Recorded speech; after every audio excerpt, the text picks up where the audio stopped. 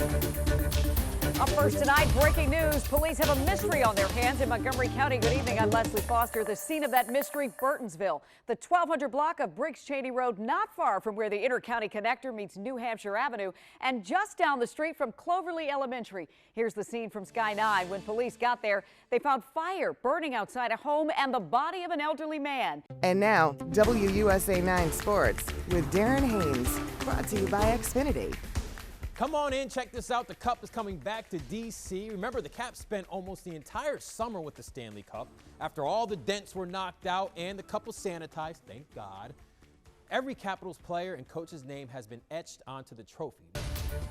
The News at 11 continues with more breaking news in tonight's midterm elections. Even when the races are not in our backyard, they affect the life in the nation's capital. We've got Pete Muntean keeping an eye on the big picture tonight. He's here with an update. Pete, what do we know? Leslie, the blue wave did not roll through the Senate, but it still might in the House. This is my license. I'm a pharmacist, right? But I get stopped all the time, and because of that, I have to show this. That's the outrage we've heard in our WUSA 9 series. D.C. police stop and frisk.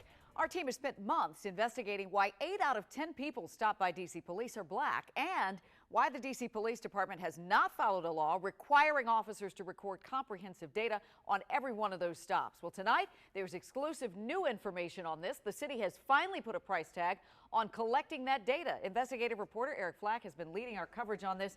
And Eric, your sources just told you about this late today. In fact, we got our hands on this letter from Mayor Muriel Bowser hours ago. In it, she asked D.C. Council for $500,000 to pay for computer system upgrades. The News at 11 starts now. Up first tonight, breaking news, the Caps are headed to the Stanley Cup. They took the lead in the first minutes of the game, and they never let Tampa score. Good evening, I'm Leslie Foster. We are all over this for the kind of coverage you expect from the News at 11 team.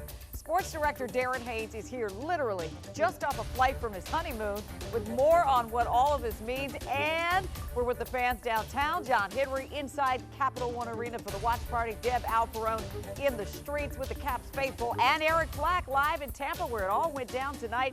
Deb, we're going to start with you. Hey, Leslie, it is amazing right here in front of Cap One Arena. The final seconds ticking down in this game, and this crowd is about to erupt. We are on G Street, right in front of the arena, and that's it. It's over. Alex Ovechkin and the team celebrating the Stanley Cup comes to Washington.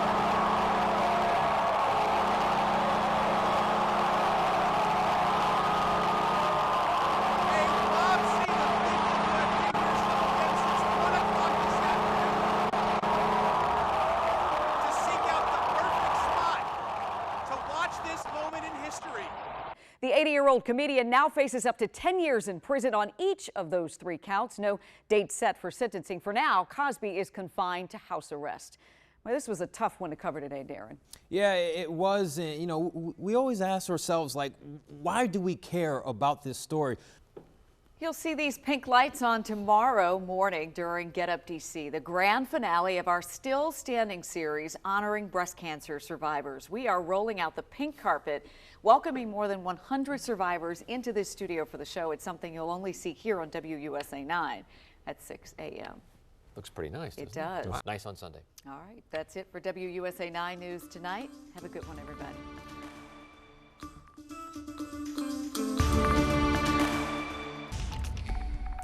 We love those guys. That's a great story. Really is. Fantastic. All right. Well, listen, we don't love your forecast, but Is that textbook or what? I don't know. It It's is. textbook ugly. It is textbook, and it is slowing down a little bit as it approaches the North Carolina coast, which we talked about yesterday. And the good news is the track, all the trends are better for us. They're worse for the Carolinas and even eastern Georgia, but for us, they are better. Here we go. Category 4, tracking over water temperatures. And when you get to where you're headed, you'll be talking about what you're thankful for. And we want to take this holiday past just saying thanks. We wanted to do something.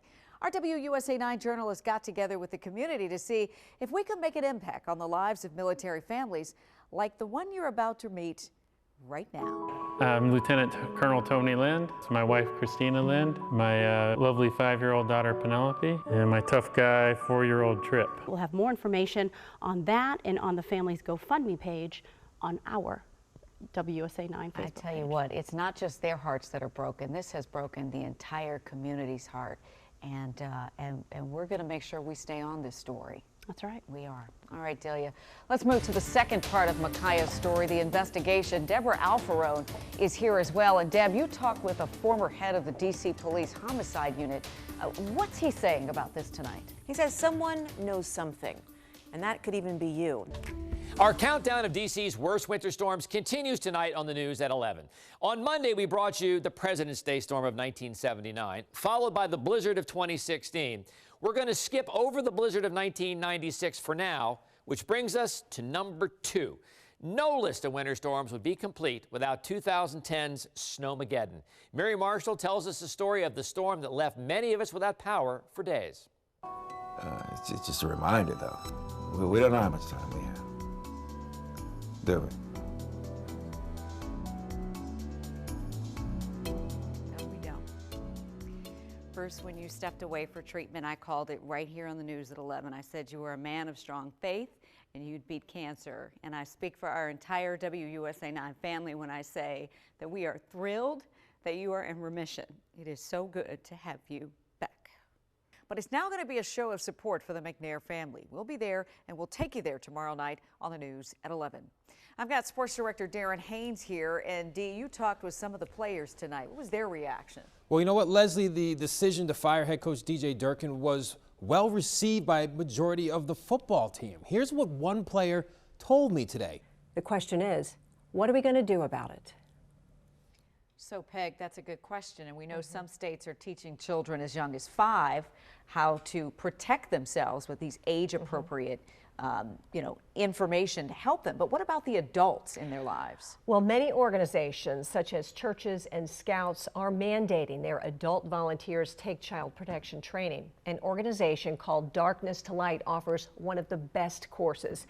And to help educate people and protect more children, we here at WUSA 9 are offering a free Darkness to Light class. It'll be held Saturday, November 17th from 9:30 to noon here at WUSA 9. It's for adults 18 and over only. Breaking news, a 3-year-old shot on a D.C. street, and police are looking for 4 people. Details on that manhunt in just 2 minutes. The Redskins defeated the Giants 20-13. Rather than talk about it, your boy is going to sing about it. Drop that beat.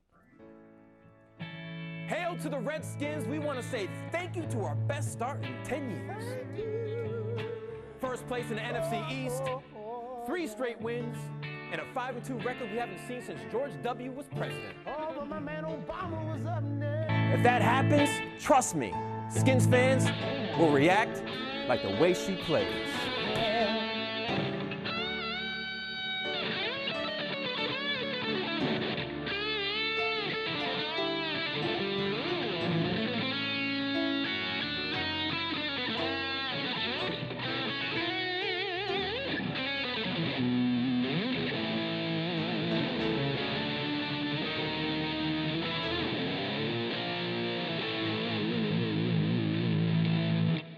How great is this? We've been telling you about Jamie Watts. She's a runner from Arlington. She just finished her first marathon on Sunday, and she has cerebral palsy.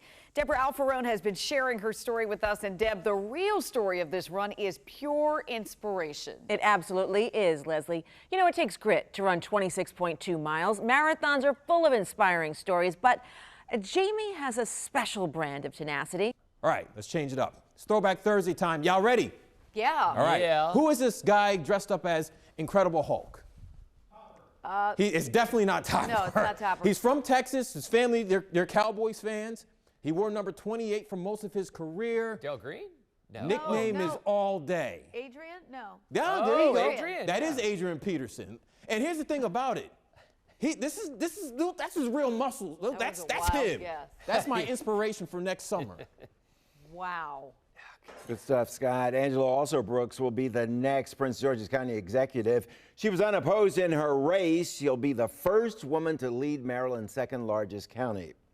Her campaign focused on two big issues: improving the county's struggling school system. It's something that dogged her predecessor, might have even cost him the election, Rashawn Baker. Also, Brooks also wants to focus on growing the number and size of small local businesses in Prince George's County.